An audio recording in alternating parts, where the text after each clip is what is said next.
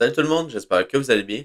Aujourd'hui, je voulais vous montrer en gros comment identifier puis comment utiliser les zones de Fairwell Gap. Donc, ça sera avec une vidéo un petit peu spéciale parce qu'on va pas parler nécessairement du marché, mais plutôt juste de comment utiliser les zones de Fairwell Gap parce que j'ai vu qu'il y avait quelques personnes qui avaient des questions là-dessus. Donc, je voulais vous faire une vidéo pour vous l'expliquer en gros le plus clairement possible. Donc, la première des choses, je voulais vous montrer en gros, c'est quoi, comment on identifie des zones de Farrell Gap, ou également vous les appelez des zones d'imbalance. Donc, on a différents noms, mais c'est en gros, c'est le même concept. Pour identifier ça, je vais vous montrer l'exemple qu'on a juste là. Donc, en gros, des zones de Farrell Gap, c'est des zones que le prix n'est pas revenu combler. Donc, par exemple, si on regarde ici, on peut voir qu'ici, toutes les zones ici des chandelles, le prix est revenu combler absolument toutes les zones. Donc, le prix ici est vraiment balancé. Ou, comme par exemple, ici, si on prend le concept des zones d'imbalance, en gros, ici, le prix est balancé. Puis ici, le prix n'est pas balancé. Donc, imbalance. On peut voir, par exemple, ici, qu'on a un trou juste là. Donc, ici et là, on a une petite zone de gap qui est ici. On peut voir qu'il était vraiment comblé avec cette mèche-là. Avec ces bougies-là qu'on a eu juste là. Donc, on peut prendre, par exemple, cette zone-là. Puis dire, OK, on peut voir qu'on a eu cette zone-là qui était comblée. Donc, peut-être que, par exemple, après ça, on peut repartir puis pop. Bon, finalement, ici, on est revenu dump. Mais je vais vous montrer après ça pourquoi. Parce qu'on est revenu, en gros, chercher d'autres zones d'imbalance ou de Farrell Gap qu'on est venu combler après ça, par la suite, là, juste là. Donc, en gros, si jamais, moi qu'est-ce que j'ai fait, c'est que vu que des fois, il y a des zones de Farrell Gap qui sont vraiment petites, là, et puis que sont dures à voir, qu'est-ce que j'ai fait, c'est que j'utilise un indicateur, ça s'appelle, en gros, si on va juste là, vous pouvez marquer hanche, comme ça ici, et vous allez avoir celle-là ici, donc Farrell Gap by hanche, puis en gros, vous pouvez le mettre en petite étoile ici, en favori, puis en gros, qu'est-ce que vous allez faire, c'est que vous allez aller ici, vous allez l'avoir juste là, quand vous allez l'ajouter, puis vous allez mettre ces settings-là. Donc, en gros, avec ces settings-là, donc je vais juste vous les montrer juste ici pour que vous mettez pareil que ça. En gros, quand vous allez les montrer, qu'est-ce que ça va vous faire? C'est que ça va vous montrer les zones de Farrell Gap, mais automatiquement. Donc, vous n'avez pas besoin d'avoir à justement regarder quelle zone, par exemple, ici, de les mettre manuellement, donc cette zone-là, puis peu importe. Mais qu'est-ce que vous allez faire? C'est que vous allez les avoir directement. Donc, par exemple, ça aurait été très dur de voir qu'on en avait une juste là, puis qu'on en avait une ici. Même ici, c'était plus dur à voir parce que, en gros, c'est vraiment petit, des petites zones, mais des fois, c'est des zones qu'on va avoir des très belles réactions dessus. Donc, par exemple, on peut voir qu'après qu'on est venu combler cette zone-là ici, on peut voir qu'ici qu'on a eu quand même une belle réaction. Puis on peut voir que c'était quand même assez précis. Là, on est venu toucher parfaitement cette zone-là avant de dump. Donc, ça, c'est un petit peu comment les identifier. Maintenant, pour les utiliser, maintenant, c'est ça qui va être le plus important dans le fond en trading, c'est de comment utiliser ces concepts-là pour, après ça, élaborer une stratégie qui est rentable. Donc, la première chose qui est très importante à savoir, c'est que, mettons qu'on va en daily, c'est que si on a une Farrell Gap en daily, cette Farrell Gap-là va être pas mal plus importante que, par exemple, une Farrell Gap en, je sais pas moi, en 4 heures ou en 1 heure ou en 30 minutes. Donc, plus qu'on augmente de time frame, dans le fond, la Farrell Gap va être importante. Donc, en gros, si on a par exemple, ici, une zone de Farrell Gap en daily, ça va être pas mal plus important. Puis théoriquement, on devrait avoir un rejet sur cette zone-là avant d'avoir un rejet, par exemple, sur une zone en plus petit time frame. Donc ça, c'est vraiment important à savoir. Puis également, ce qui est aussi très important, c'est que c'est pas toutes les zones qui vont être intéressantes à trader. Donc par exemple, si on prend l'exemple qu'on a ici sur le fantôme, on peut voir que, en gros, je peux vous les mettre ici. Par exemple, on en avait une ici. On peut voir ici que ça a littéralement rien fait. Je veux dire, on a passé en travers, après ça, on est revenu ici, puis après ça, on a redump. Fait que ça n'a vraiment rien fait, cette zone-là. Puis on peut voir que c'était pas vraiment pertinent à trader. Après ça, on peut voir que celle-là ici, non plus, on n'a pas eu grand-chose, là. On peut voir qu'on a un petit peu de réaction ici, mais après ça, on a repassé au-dessus, après ça, en dessous. Donc, celle-là et tout était pas très importante. Donc, comment qu'on fait pour savoir quelles zones qui vont être importantes à trader, quelles zones qui vont être intéressantes? Parce que, par exemple, ici, on peut voir que cette zone-là, quand on est venu retester, on peut voir qu'on s'est bien fait rejeter.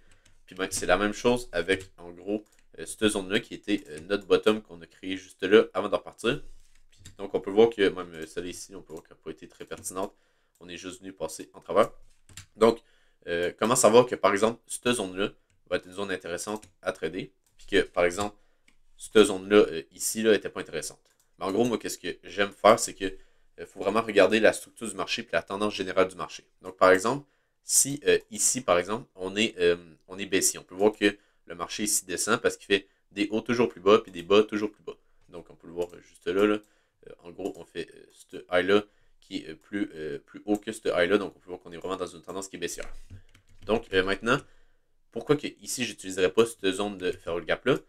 C'est parce que vu que le marché est baissier, les zones de support ne devraient pas tenir. Donc les zones, par exemple, de Farewell Gap ne devraient pas tenir. Ça serait plutôt les zones de résistance qui devraient tenir. Donc, en gros, ça ferait que ici, on ne devrait pas utiliser cette zone-là. Mais après ça, quand on va essayer de shorter, donc de parier à la baisse parce qu'on a une tendance qui est baissière, ben là, après ça, on pourrait utiliser cette zone-là. Puis, on peut voir qu'on ne s'est pas arrêté parfaitement dessus, mais c'est quand même pas si mal. Puis, après ça, pourquoi que ici, par exemple, cette zone-là a été intéressante pour tenter des longues, c'est parce que, par exemple, si on va en 4 heures, donc on va juste descendre un petit peu en time frame. Donc, on peut voir ici qu'on a un petit peu plus de détails sur la tendance baissière qu'on avait depuis ici. Là. Ben, en gros, c'est qu'on peut voir qu'on a fait un changement de la structure. Donc, on est passé de baissier à haussier. Donc, on peut voir ici qu'on est venu faire un niveau plus bas, après ça, un niveau plus haut. Puis, qu'est-ce qu'on est venu faire? On est venu retester ce niveau-là qui était, si on revient en daily, juste là, ce niveau-là, c'était notre zone de Farewell Gap qu'on est venu retester. Donc, si on revient en petit time frame, on peut voir qu'on est revenu dans cette zone-là avant de pump. Puis, on peut voir également que, ben, après ça, qu'est-ce qui est intéressant, c'est que, par exemple, ici, on aurait pu dire, OK, ça, c'est la zone générale que je pense qu'il pourrait avoir un rebond. Puis après ça, qu'est-ce qu'on peut faire, c'est utiliser les zones de Farewell Gap en plus petit time frame pour après ça tenter des trades. Donc, par exemple, moi, c'est ça que je vais essayer de faire. Donc, par exemple, je me dis, OK, cette zone-là pourrait être intéressante pour tenter des longues dans ce niveau-là. Mais je ne vais pas rentrer, par exemple, si ici, je ne vais pas rentrer en long ici, avec un stop ici, parce qu'on peut voir qu'on s'aurait fait stop loss. Je vais plutôt attendre qu'on ait quelque chose dans cette zone-là avant de tenter un trade. Puis on peut voir que justement, qu'est-ce qu'on est venu faire, c'est que on a notre zone de Farewell Gap Daily ici, mais qu'est-ce qu'on est venu faire? On est venu encore plus précisément venir chercher la zone de Farewell Gap en 1 heure. On peut voir que qu'est-ce qui est intéressant, c'est que le pump qu'on a fait juste là, donc en gros, du plus bas ici jusqu'au plus haut, ben, on peut voir que la seule zone d'imbalance qu'on avait ou de Farewell Gap, c'était celle-là ici. Puis qu'est-ce qu'on est venu faire? On est venu revenir chercher ce niveau-là parfaitement. Donc maintenant, le marché était balancé, entre guillemets, dans le sens qu'il n'y avait plus de zones qui avaient, par exemple, des petits trous comme ça, des petits gaps. On peut voir qu'on est venu le combler parfaitement avec cette mèche-là ici. Ben, on peut voir qu'après ça, le marché a pu repartir à la hausse, puis venir faire un nouveau plus haut. Puis après ça, on peut voir qu'on est rendu ici, là, dans cette zone-là. Donc ça, c'est vraiment un concept qui est très, très important. Puis en gros, c'est que c'est pour ça qu'il y a beaucoup de gens qui vont se dire, ouais, mais ces zones-là de Farewell Gap vont servir à rien parce que, ben, on peut voir qu'ici, on s'est pas fait rejeter. Puis tu sais, si on met juste ça ici, ah ben là, celle-là servait à rien, donc ça sert pas à grand-chose. Ces zones-là, également ici, là, bon, ici on peut voir qu'on s'est fait rejeter un peu, mais c'est parce qu'on est dans une tendance qui est baissière, donc c'est normal. Mais par exemple, celle-là ici n'a pas marché, donc pourquoi vous utilisez ça si ça marche pas? Mais en gros, c'est que faut suivre la tendance du marché, puis après ça, il faut après ça utiliser les high time frame, donc daily, weekly, des zones de Farewell Gap daily, weekly, pour après ça descendre en 4 heures ou en 1 heure pour vraiment avoir nos zones très très précises qui pourraient être des zones de bottom. Puis là, après ça, tenter quelque chose. Mais c'est pas juste en essayant de long sur, par exemple, une zone ici que ça va être nécessairement rentable. Ça va être plutôt en attendant de voir la réaction sur cette zone-là, puis après ça, de voir, comme que je vous disais, des zones en plus petit time frame. Donc, ben, je voulais également vous montrer quelques exemples qui pourraient être intéressants à trader. Donc, par exemple, on peut voir ici, ben, je suis encore sur le fantôme, là. On est vraiment sur une tendance qui est haussière si on regarde en H1. Donc, ici, qu'est-ce qu'on peut voir, c'est que juste là, on est venu faire un niveau plus bas avec cette petite mèche-là, puis après ça, un niveau plus haut. Puis on peut voir qu'on a fait un beau pump juste là. Donc, on est passé ici de baissier en court terme. On peut voir qu'on est aussi long terme, là, si on regarde depuis, par exemple, le 24 février jusqu'au ben, dans le fond, la journée du 24. Là. Donc, pas le 24, le 4 février jusqu'au 14 février plutôt. Donc, ce niveau-là, on est vraiment haussier. Puis après ça, ici, on était baissier. Donc, on a attendu un retournement de tendance qu'on a eu avec la clôture ici au-dessus de ces plus hauts-là. Donc, au-dessus, juste là. Puis après ça, qu'est-ce qui est intéressant, c'est que là, vu qu'on est haussier, théoriquement, les zones de Farewell Gap vont tenir. Mais là, vous pouvez me dire, ouais, mais celle-là, ici, elle n'a pas tenu. Parce qu'on peut voir qu'ici, on est venu redescendre un petit peu plus bas. Mais une bonne règle du pouce, c'est que quand on va tenter des longues dans un retracement comme ça, puis qu'on a des zones, par exemple une zone ici, après ça on a une zone là, ben, qu'est-ce qui arrive souvent, c'est qu'on vient recombler la dernière zone de Farewell Gap, on vient au moins la toucher. Donc par exemple, ici on aurait pu tenter un long sur ce niveau-là, avec un stop loss en dessous, juste ici, puis ben, un TP sur des niveaux plus hauts, juste là. Donc vous pouvez voir que ça nous aurait fait un 2 heures. Donc ça aurait été assez intéressant. Puis c'est surtout qu'est-ce qui est intéressant, c'est qu'on a vraiment eu la réaction parfaitement sur le bottom. Donc c'est également ça qu'on recherche, d'entrer sur le bottom. Puis on peut voir que c'est ça. Fait qu'on a une belle réaction sur ce niveau-là. Puis après ça, vous pouvez utiliser d'autres confluences. Donc par exemple les Fibo, on peut voir qu'avec les Fibo, on était dans notre zone de rechargement de long ou notre zone d'OTA, comme que vous voulez l'appeler. Mais en gros, entre les 0.618 et les 0.786. Donc ça, c'était également un bon trade à faire, là. Donc c'est ça. Fait que je voulais également vous montrer, c'est ça qu'on utilise souvent la dernière zone de faire le gap avant de tenter un long. Parce que souvent, ceux-là ici ne vont pas tenir, vu que le marché va vraiment venir combler la dernière zone de gap qu'il y a pour que le marché soit balancé, comme que je l'expliquais. Donc, je voulais également vous montrer un autre exemple là, sur le Solana. Donc, en gros, on peut voir que la tendance est haussière. Donc, on est avec la tendance du marché qui est haussière. Donc, si on veut tenter des longs, on va essayer de target des zones de fair gap. Donc, de venir rentrer sur les zones de fair gap. Puis après ça, de venir targeter des niveaux plus hauts. Donc, on peut voir que, par exemple, ici, on avait une belle zone juste là. Puis, on peut voir qu'on est venu vraiment la chercher parfaitement ici. Puis, on peut voir que c'est la même chose que sur le FTM. On en avait une ici. Puis, on peut voir qu'on ne s'est pas réellement fait rusher de ce niveau-là, mais plutôt de ce niveau-là. Donc, encore une fois, c'est vraiment la dernière zone qui était pertinente à long. Donc, par exemple, ici, c'est la même chose. On aurait pu venir avec un long juste là, stop loss ici, puis venir targeter, par exemple, je ne sais pas exactement où vous voulez targeter, mais par exemple, des niveaux plus hauts. Donc, ici, on serait sur un 4R, puis en ce moment, on serait déjà sur un 2R. Donc, c'est déjà très, très bien. Puis même, encore une fois, là, si on va juste là, on peut voir que ici on est venu faire un niveau plus bas, puis après ça, ici, un niveau plus haut. Donc, on passe la tendance qui est baissière juste là. Puis là, on peut voir qu'à partir d'ici, on est haussier. Donc, par exemple, on pourrait utiliser cette zone-là ici comme zone d'entrée. Donc, par exemple, on peut voir qu'on est venu la toucher une première fois ici, puis on s'est bien fait rejeter, puis on est bien venu faire ici un petit pump là, sur cette jambe haussière-là. Mais bon, on pourrait clairement attendre ici qu'on vienne retester ce niveau-là, venir combler l'imbalance ou la faire le gap avant de repartir. Puis là, le marché serait théoriquement balancé, puis là, on pourrait retourner puis faire des niveaux plus hauts. On peut voir par exemple que ici, là, c'est la même chose. On est venu se faire rejeter de ce niveau-là avant de repartir. Donc, c'est également une zone qui est intéressante. Puis en gros, c'est que le marché est revenu se balancer pour après ça venir faire un niveau plus haut à partir de ce high-là. Donc ici, ce serait la même chose, attendre un retour sur ce niveau-là avant de tenter un long. Ce que je voulais également vous montrer, c'est que des fois, on n'a pas réellement, par exemple, de tendance baissière comme ceci. Puis après ça, qu'on a par exemple un retournement de tendance, puis après ça, on revient chercher les zones intéressantes avant de pump. Donc souvent, on n'a pas nécessairement ça quand on est vraiment dans une tendance qui est très très haussière, puis qu'on n'a pas nécessairement de vraie correction. Par exemple, ici, on a une tendance qui est haussière, après on a une petite correction ici. On va y faire un nouveau plus haut, on corrige, puis on fait quelque chose comme ça, comme que je vous montrais là, dans les autres exemples. Mais là, qu'est-ce qu'on a par exemple ici, c'est qu'on a une tendance qui est très haussière, puis qu'on n'a pas vraiment de correction. Donc, je voulais vous montrer en gros un autre concept qui est intéressant. C'est qu'au lieu d'utiliser ces zones de faire le gap-là, quand on a par exemple une tendance qui est baissière ici, on va faire un nouveau plus haut, puis qu'on vient sur la zone de faire le gap avant de repartir. On peut l'utiliser si par exemple on est dans une tendance qui est très très haussière, puis que par exemple on vient créer une zone de faire le gap ou d'imbalance ici. Qu'est-ce qu'on pourrait faire, c'est qu'on pourrait attendre qu'on revienne sur cette zone-là avant de repartir. Donc là, on n'a pas un changement de structure, on a juste une continuation de la structure qui est haussière. Donc par exemple, je vais vous montrer un exemple sur le Theta. En gros, si on va en 12 heures, on peut voir qu'on avait une zone de résistance juste là. On est venu la breakout. Puis qu'est-ce qui est intéressant, c'est qu'après ça, qu'est-ce qu'on est venu faire?